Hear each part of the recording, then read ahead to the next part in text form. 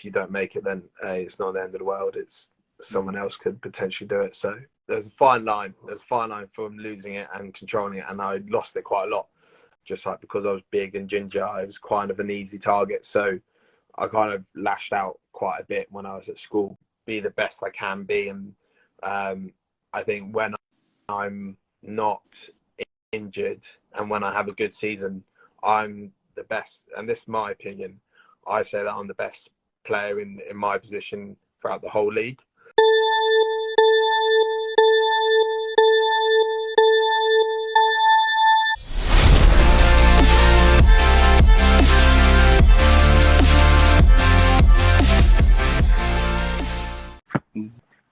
Welcome, Austin. Hi, mate. How are you? I'm very well. How are you doing? Yeah, good. Thanks. Not too bad. Great. Let me introduce you to our audience and then delve into it. We have Austin Hay with us, a professional rugby player who started out his rugby career at Windsor RFC in Old Windsor before being scouted by the London Irish. Entering their academy system, moving up the ranks and playing for the Irish, decided to continue the academic career at the University of Bath. Lovely spot, by the way. Where he also played for the university team, recruiting, getting a number of firsts, graduating with a bachelor's degree in sports science, representing the old, I'm not sure if I pronounced that right, Elthamians RFC before signing with the current team. So since received a master's degree in primary education and become a teacher, also still active in rugby. Awesome experience that you've got here. Make sure to also head over to Austin's experience store on the Sport Hub, where he's got some pretty awesome experiences listed. So connect with him over there. But let's delve into this. How did you start loving rugby? Because you've been playing it for a while, you got to love the sport. How did that all come about? How did you go through your career? So I started off by, I believe my dad watched the World Cup in 2003 when we won the World Cup, England won the World Cup. And he took me and my three older brothers down to Slough Rugby Club before we went to Windsor. I was the youngest, so I was too young to kind of get involved, but I was always quite keen to like try and train and try and get involved. And so I kind of started my journey there, and then I just fell in love with the sport. Always been quite a big lad, so naturally it just went well with me, and So Rugby World Cup, we always talk about, what's this impact of these, like bidding on these big events and spending a lot of money, but it seems like it actually has some inspirational impact then. Yeah. Oh yeah. I mean, it was, although it was in Australia, it was our first ever World Cup that we won. So for my dad and my family, it was a massive kickstarter for us to go and try out rugby and give it a crack. That's very interesting. Now, you've come through the rugby system in England, played a big role, which seems to have played a big role in developing you as a talent and then moving up through the ranks. Did you feel like the London Irish Academy made you the player you're now, or how did you go through that academy system, and how did that then impact your decision to play for the university and go on in that route? So growing up, I was always quite a hothead. You can, like any of my friends growing up can say that my anger was always quite. There's a fine line. There's a fine line from losing it and controlling it, and I lost it quite a lot. Luckily, Windsor, the coach at Windsor, helped me kind of get to control it, which massive credit to them. And then after which I went through that county, had a few England like under 16s and stuff trials, and I still wasn't good enough. Then I went to Irish. They helped me progress massively. We had when I first joined, I had coach called Giselle Mathers, who was massive, like one of my best coaches I've probably ever had. I then carried on doing well. When I turned 18 and I signed, I probably, as someone in my position as a prop, it's quite a hard position to get a grasp of. So luckily I went on loan and I got loads of experience with that. As a young, like, tight head and loose head, one of the coaches helped me out loads, and it kind of helped me and developed me into the player that I am, because I kept on using that knowledge to go to university, use that skills that I've learned, and then push on to where I am now. And that's all kind of started from one club and one position. So thankfully, if it wasn't for kind of the loans and like bits and bobs of people helping me and developing me, then I probably wouldn't be where I am now. Yeah. Okay, that's very interesting. Now you just mentioned that, and I was quite a bit of a hothead, and that's sport. Was that mainly on the field, or did that work that you've been doing on the field, did that also translate into becoming more zen, so to speak? I mean, I was growing up as a big ginger guy. It was very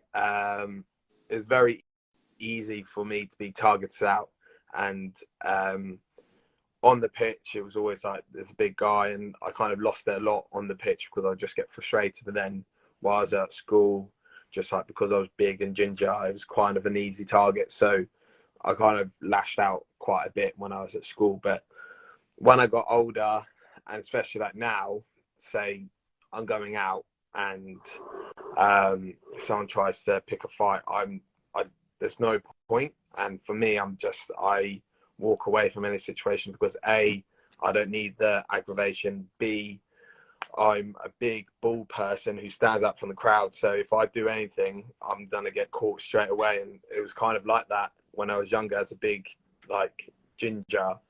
I was always the first person to get caught out if I was to do anything bad. So rugby's helped me kind of control it. Yes, I still have moments where I do lose my temper and I do get frustrated, but I kind of now try not to go over the mark and go past the point of this is a disciplinary offence, and I can get in trouble for it. So yeah.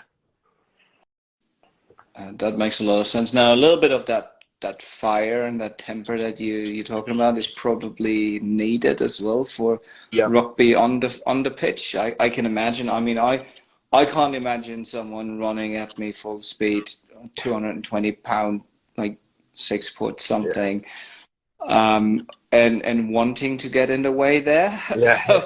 So I feel like you need a little bit of that anger, that temper to actually say, you know what, I'm going to tackle you. I'm going to take you down now.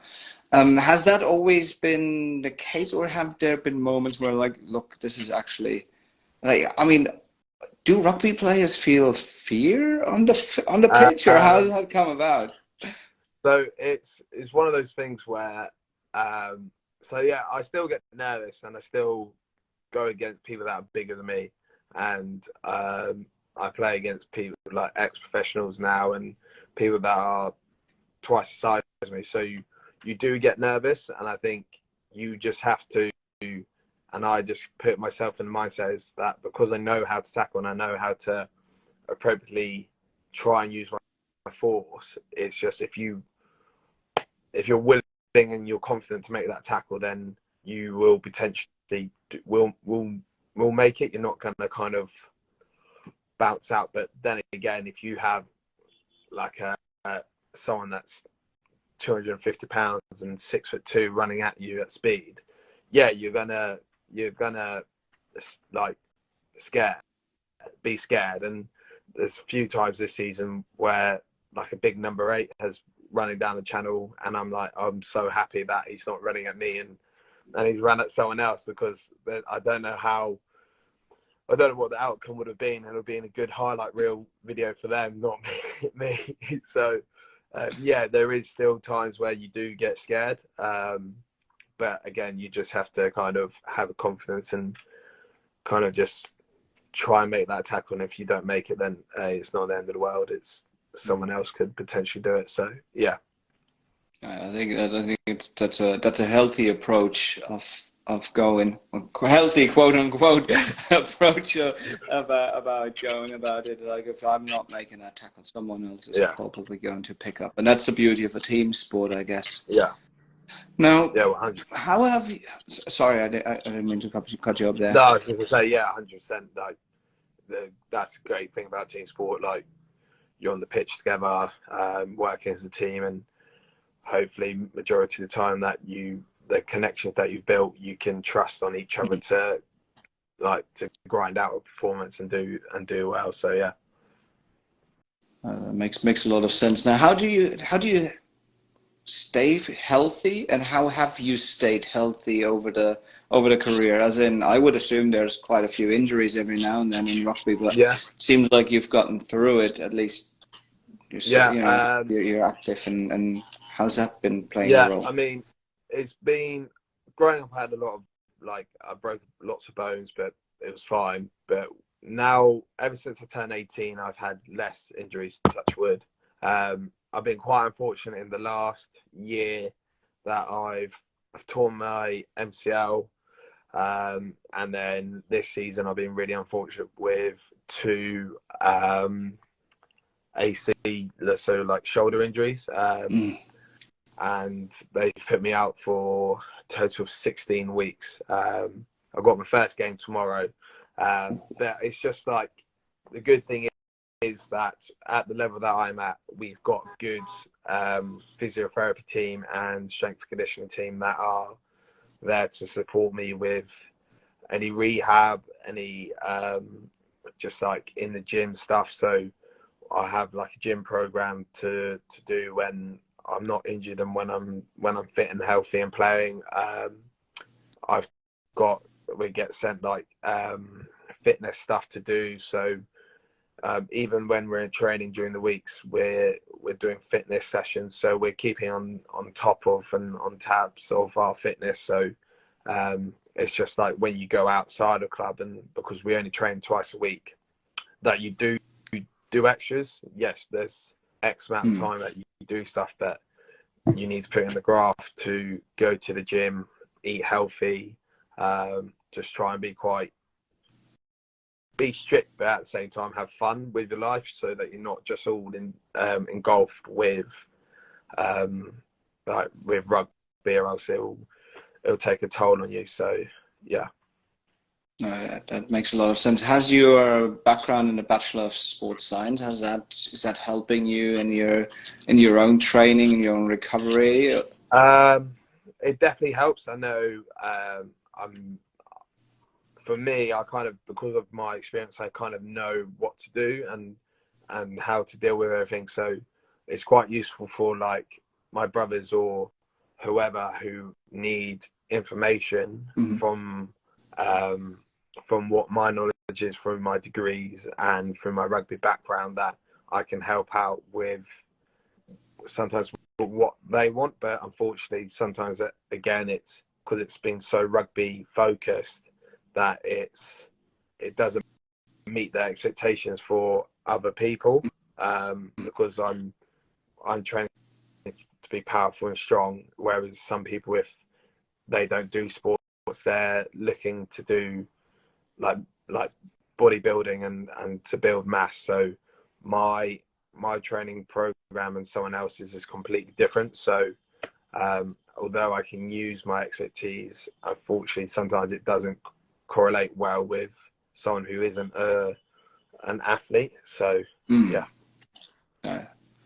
it makes a lot of sense if you have that foundational, I guess that core strength, the foundational fitness. You're going to train a lot different than someone who's not in that position of having the body of a professional athlete in a way. Technology is massively changing. How are you incorporating any tech into, whether it's training, game film review, or even in your own like scientific approach to staying fit at the moment? So when I went to university, I obviously wasn't in 24/7, like at Irish 24/7. So getting that like stats over to them and having stats was quite tough. So I had to buy myself a GPS like tracker and vest so that I could turn back to them and go, this is how many meters I've done, how many sprints I've made, how fast I've been. And luckily I've kind of carried that on until I joined Roslin, where they have their own GPS system. So in pre-season we put them in to see how many meters we're making and how we need to make more meters and how we need to be a bit fitter, so that come the season we've adapted to the change so that we're ready and physically ready for the games. And then during games in the season we've got the GPS again to track everything. I mean, video analysis, we've got a video analysis person who clips all the games, and about 24-48 hours after the games I'll look back, see how well I've done in the scrums, how I've done round the loose, and just overall just see about how well I kind of think I performed, and then I can speak to the coaches and say, what's your thoughts on this? Or they'll come to me and say, this is what our opinions are of how well you've done in this game. Okay, that makes a lot of sense. It seems like this is helpful. Yeah. Now, some people say tech is ruining sports, VARs, any of those type of impact on the game. What's your perspective on that? So I think with rugby, it's a difficult one, because I can understand where everyone's coming from. They want to put players first, and they're trying to make them safe and look after them for any long-term problems. And I think it's great. Sometimes, though, some of the calls are a bit rogue in that sense. So, I mean, it's just, yes. But at other times it's kind of, I don't think it is as useful, and maybe that we overuse it so that the game does get a bit boring in rugby sense. And if we know that something's happened and the referees, especially at the high levels, look at it or don't look at it, you're like, oh my God, this has happened. Why you're not looking at it? Unfortunately, at my level, we don't have reviews. We don't have so it's only the Premiership that have like TMO reviews or VAR type thing. So I think it does have benefits to it, and it can change games, but at the same time it's sometimes unnecessary and unpredictable of what the outcome's going to be. If that makes sense. Yeah, it does. Yeah. I can follow along. I think that it does make sense in that sense that, well, it may improve the game, but it also has its moments where I'm like, well, you gotta keep this going to keep the game interesting and exciting for both the players as well as the fans. Yeah. Now, concussions is a big thing, and I know part of that tech and part of that VAR and any of those are focused on concussion. In the US, there's a big debate around football concussions, etc. Is that conversation happening in England? Is that conversation happening? And what do you think? I mean, how's it working in rugby? There's definitely a massive focus on concussions and head injuries. Hence, why the VAR or TMO have come into play and the rules have become a lot stricter. There's been court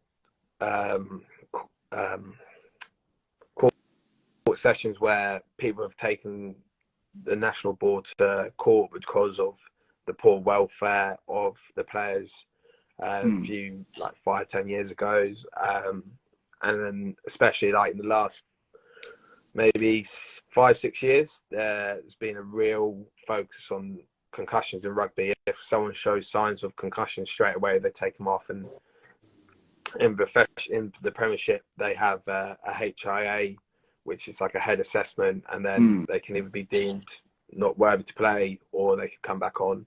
But it's a lot more stricter now. Anything that kind of any contact to the head is a dismissible offence, either like fully a red card or a yellow. And I think now that everyone's a bit more aware and everyone knows what the repercussions are long term of a head injury, everyone's a lot more stricter. Everyone's a bit more anxious, and so I think next season, my league and below, they've lowered the tackle height, which there was a lot of controversy behind it, because originally it was below shoulder and now it's kind of, they say waist, but I think it's below the sternum. So it's quite hard to, especially in rugby, when sometimes when we carry the ball it's so low, it's quite tough to make that tackle. So there's a lot of controversy with it. I can understand what they're doing, but it's a lot of people, especially people that are younger or older, who can't drop their height to make that tackle, or even the people that are bigger, they're going to struggle to do that. So it's going to kill a lot of the grassroots or the lower leagues. So yeah, with concussions, there's massive changes to rugby. It's a lot more aware, people are a lot more switched on, but sometimes there are controversies with like the new tackle law, and yeah. That's really interesting. Now, does that mean shorter? If you're shorter, you get a more of an advantage in the future? Potentially. I mean, it could mean that if you're shorter, you can kind of just go for the legs, so it's easier. But at the same time, it's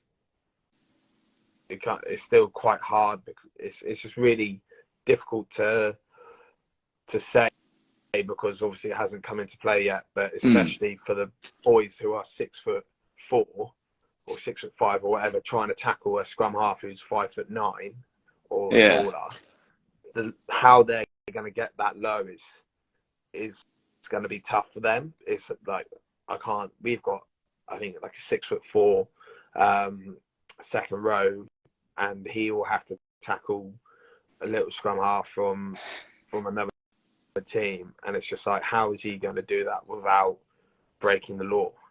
So it's tough. So we just have to wait and see how it works and how it can change the dynamic. Sorry, that's my dog.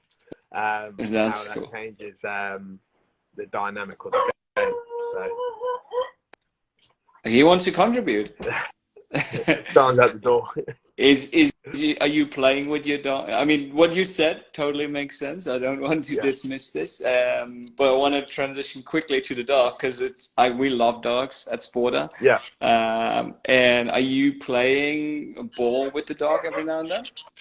Yeah. So I try and get out a lot with him and take him for like long walks. But he literally, the door just went, so someone down in the flat heard the door shut, so he's straight away into guard mode. So wonderful. He's protecting you.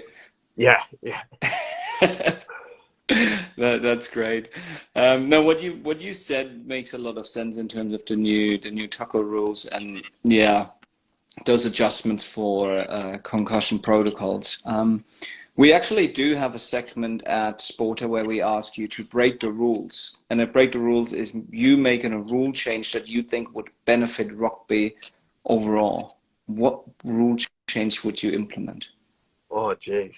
I don't know, to be honest.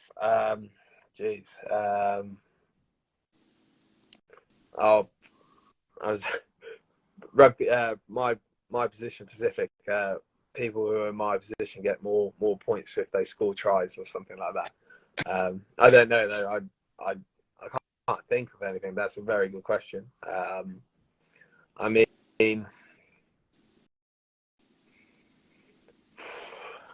if you ask someone else who's not in my position, they'll probably say potentially get rid of the scrums, or even some of the fans, they say get rid of the scrums because it slows down the game and makes it boring, and yeah, so they just kind of want a faster game and more explosive game. But I don't think it will work because obviously it will destroy and take that element out of rugby union and make it more rugby league, which is completely different. So I personally don't really have a rule change. Maybe, yeah, someone in my position in a prop scores a try, they get more points. But yeah, I don't really know, to be honest. I'll have a think about it and I'll let you know. All right. Well, we can always follow up on the break the rules segment. And that's an interesting one because if you don't have any rule changes, it seems like the game is doing well right now. Yeah. And it's it seems definitely it's definitely on good tracks. But again, I think going back, a lot of people are frustrated with the refs and the TMOs getting involved. That's the main annoyance with rugby at the moment, and there's even on Twitter and everything that the main controversy is the new tackle height and how inconsistent refs are with penalising people that do break the law. So, yeah. That makes a lot of sense, particularly when the calls go against you, right? Yeah. That's usually the case. VAR or OTT, they're all great when it benefits you and your team, but when it's about the other, like no, we don't want that anymore. Now, I want to be cognizant of your time, but I won't let you go before I ask you two more questions. Yeah. One is you just said you have your first game tomorrow, and so hopefully that goes well and you stay injury free. But what's the rest of 2023 looking like for you? What are your goals? My goals are it's kind of, I have this on my mind. I'm umming and ahhing, and I would like to go back to being professional, like full time for like a Premiership team, and so it's kind of just always a drive to be the best I can be. And I think when I'm not injured and when I have a good season, I'm the best. And this is my opinion. I say that I'm the best player in my position throughout the whole league. So I think next season I definitely want to put my stamp down and show that how good I am, because obviously this season has been very hit and miss because of injuries. I just haven't been able to showcase my talent and my ability. So definitely going forward and after August, when the season starts up again, like into the season, that I just showcase my talent and show how good I actually am and go forward with my rugby career. So especially as I'm only 25, I'm still quite young with people in my position, so I can still carry on and hopefully potentially do well in the future. Okay, big goal, but obviously, as you said, you got to have bigger goals to be. It's definitely achievable. It's just I need to put my mind to it and showcase my ability and put in the work so that people can see how good I actually am. And that makes sense. In particular, staying injury free and staying healthy is probably one of the big aspects of exactly 100%. That, being able to showcase who you are and what you can do for the team. Good luck with that. Second aspect is we always ask our guests what's their recommendation for the next generation of rugby players? I think just if you want it and you want to work hard, just put in. And I'm guilty of this. When I was growing up, I never did it, and it's the little stuff, and it's very cliche that it's just like, just do extras post and pre training. Just keep on driving to be the best, and take into consideration people's or coaches' thoughts. And keep on asking to how you can get better and how you can strive to achieve and become better. Really, there's a lot of boys who I know who had incredible talent, and they didn't use it, or they kind of brushed past it, and they just focused on their talent instead of putting the hard work in. And like I said, I'm guilty of it. I'm not haven't kind of sometimes put in that extra work. But I think in hindsight, and for future people, if they do want to go far and they do want to achieve, put in the extra work, be kind of humble with it, take into account thoughts of coaches, senior players, anyone who can give you advice, and just go with it and just do your best, really. Okay, very, very good advice. I was always the first in the shower, so I would fully agree. That's really, really good advice. Yeah, hopefully there is someone out there who's listening who's like, you know what, I'm gonna try and do exactly that to see what the outcome is. Thank you so much for joining us on the SPRTER Podcast. For all of our audience, make sure to check out Austin's experience store on the SPRTER app. He's got some pretty awesome experiences there that help you connect with him, and where he gives you really awesome advice. So head over there, check out his experience store there, and connect with him on all of the socials. We'll link you out here on YouTube, etc. So thank you so much for joining us today. Really awesome insights. And good luck with the game tomorrow and with the rest of the season. Cheers. Thanks, mate. Have a great day. Thank you. Bye. Bye.